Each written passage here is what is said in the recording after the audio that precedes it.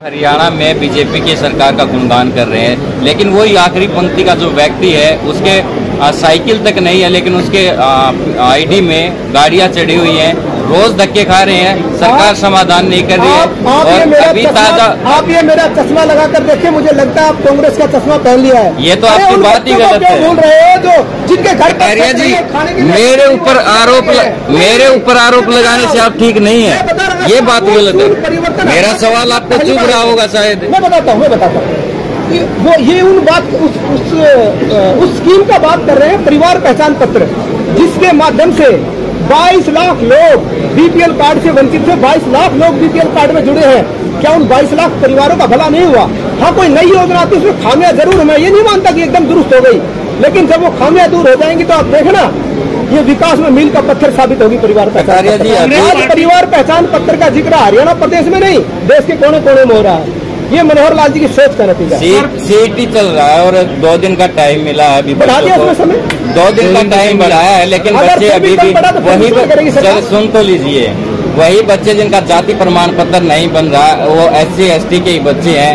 तो क्या लगता है टाइम और ज्यादा नहीं देना चाहिए ताकि शेड्यूल का बन सके? ये समय कम पड़ता है तो सरकार विचार करेगी समय बढ़ाने का। एक आज अहम मुद्दा चल रहा है HAU में, जिस प्रकार से छात्रों से धन्यवाद। कार्यक्रम की शुरुआत करते हैं और कार्यक्रम के बाद फिर मिलते हैं। धन्यवाद सर। एक आखिरी क्वेश्चन, कार्यक्रम में पहुंचने पर पूरी मीडिया का, पूरी प्रेस का बहुत चलो प्रोग्राम के बाद कर SC आयोग बना है, क्या हमारा बैकलॉग हरियाणा या स्टेट लेवल का कभी किसी सरकार ने दिया है? डंके की चोट पर बड़ा अच्छा सवाल है जी। पहली बार कितना दिया? ऐतिहासिक मुख्यमंत्री सुन लीजिए। अभी आपको जानकारी का अभाव है, मैं जानकारी लेके आया हूँ। मैं पार्टी में प्रवक्ता भी रहा हूँ जी। अभी मैं मीडिया एडवाइजर हूँ माननीय मनोहर लाल जी। हाँ जी। पहली बार माननीय मनोहर लाल जी ने आखिरी जो विधानसभा चली हरियाणा प्रदेश में पिछले कार्यकाल की, उसमें कहा मैं बैकलॉग पूरा करूंगा और चीफ सेक्रेटरी को आदेश दिए कि बैकलॉग की फाइल बना के लाए। तत्कालीन वहाँ चीफ सेक्रेटरी होते थे, मैं उसका नाम नहीं लूंगा, उस व्यक्ति ने मुख्यमंत्री के ऑफिस पर आकर कहा कि माननीय मुख्यमंत्री जी बैकलॉग लागू मत कीजिए, अगर बैकलॉग लागू हो गया तो बड़ी फजियत हो जाएगी, विपक्ष आपको चुने नहीं देगा। लेकिन पहला ऐतिहासिक मुख्यमंत्री ऐसा है जिन्होंने कहा आप रिपोर्ट लेकर आइए, मैं प्रमोशन में रिजर्वेशन भी दूंगा और बैकलॉग भी लागू करूंगा। आज उस पर गंभीरता से काम चल रहा है। EWS और SC ST का गरीबी का क्राइटेरिया सर कितना है? 6 लाख है EWS का। आज मैं केंद्र में नियुक्त हूँ, अच्छा रहेगा या हरियाणा प्रदेश का कोई नुमाइंदा है तो उससे बात करें। धन्यवाद। भिवानी, जिसको छोटी काशी कहा जाता है, मेरा सौभाग्य है कि छोटी काशी में मुझे आने का सौभाग्य मिला और अपने समाज के लोगों से रूबरू होने का मौका मिला। पूरे हरियाणा प्रदेश में हमारे संविधान सम्मान समारोह के रूप में ये आयोजन हो रहे हैं, जिसकी शुरुआत कुरुक्षेत्र से हुई थी।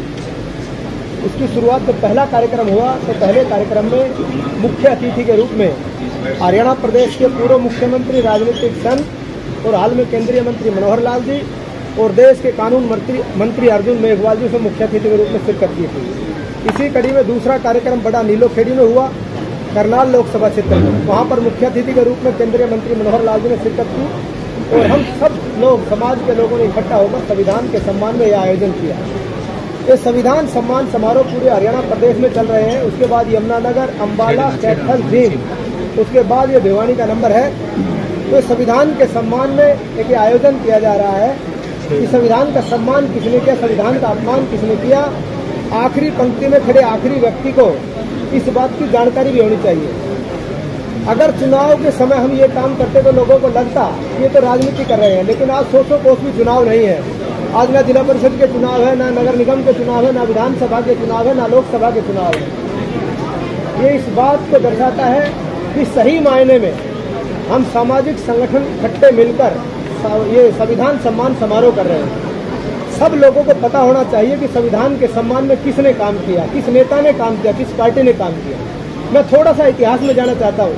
1952 में संविधान निर्माता डॉक्टर भीमराव अंबेडकर जी ने जब उन्हें कैबिनेट से इस्तीफा दिया और दोबारा चुनाव लड़ा उपचुनाव के रूप में, तो जब बाबा साहब डॉक्टर भीमराव अंबेडकर जी ने चुनाव में खड़े हुए तो बुरी तरीके से कांग्रेस पार्टी ने और तत्कालीन प्रधानमंत्री जवाहरलाल नेहरू जी ने षड्यंत्र के तहत उनको बुरी तरीके से हरवाने का काम किया, जमानत जब्त करवाने का काम किया। जिन लोगों ने संविधान निर्माता डॉक्टर भीमराव अंबेडकर जी को नहीं छोड़ा हो, वो संविधान की बात आज करते फिर रहे हैं। उसके बावजूद पंडारा सीट खाली हुई। पंडारा सीट से फिर से कांग्रेस से बात करके, कांग्रेस वालों ने बात करके कुछ विषय, उनके जो विश्लेषक लोग थे, जो उनके मुख्य लोग थे, उन्होंने सुझाया कि डॉक्टर बी.आर. अम्बेडकर जी को लोकसभा में जाना चाहिए, कि तो इंटेलिजेंट आदमी है।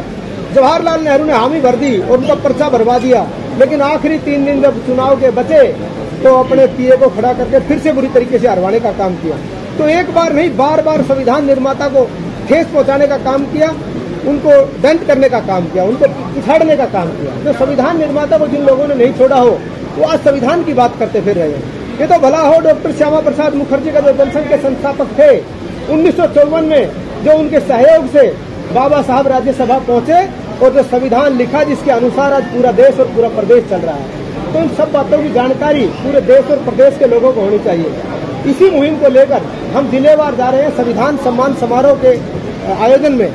इसमें सभी सामाजिक संस्थाएं, चाहे अम्बेडकर सभा हो, कबीर सभा हो, वाल्मीकि सभा हो, चाहे दूसरी खटीक सभा हो, चाहे जितनी दलित संगठन है, सारे मिलकर यह आयोजन करते हैं। आज देश में भी भारतीय जनता पार्टी की सरकार है और प्रदेश में भी भारतीय जनता पार्टी की सरकार है।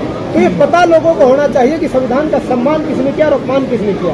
आज वो लोग संविधान की पट्टी फहराकर और झूठ बोलने का काम कर रहे हैं कि भारतीय जनता पार्टी अगर सत्ता में आई तो संविधान का सर्वनाश कर देगी। ये संविधान की कॉपी हाथ में लेकर इस प्रकार का झूठ बोलना भी एक अपराध है। मैं तो उसको अपराध की श्रेणी में गिनता हूँ। ऐसे ऐसे लोग जिन्होंने बाबा साहब को नहीं छोड़ा हो, जिन्होंने बाबा साहब की राजनीति को आगे नहीं बढ़ने दिया हो, ऐसे लोग संविधान की प्रति लेकर कह रहे हैं कि संविधान खत्म कर देंगे।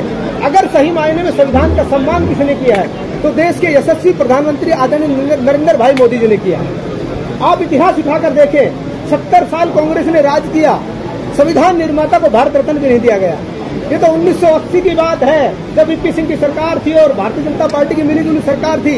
उस समय बाबा साहब को भारत रत्न देने का काम किया गया। जहां 26 अलीपुर रोड बाबा साहब ने आखिरी सांस जहां ली, जहां संविधान निर्माता ने आखिरी सांस ली, जहां पर वो रहे, उसको स्मारक का दर्जा भी नहीं, उसको मालिकाना हक भी नहीं दिया। देश के यशस्वी प्रधानमंत्री आदरणीय नरेंद्र भाई मोदी जी ने उसको स्मारक का दर्जा दिया और उसमें 500 करोड़ रुपए लगाकर एक भव्य स्मारक बनाया और देश के लोग जाकर वहां पर स्मारक के रूप में उसको देखते हैं।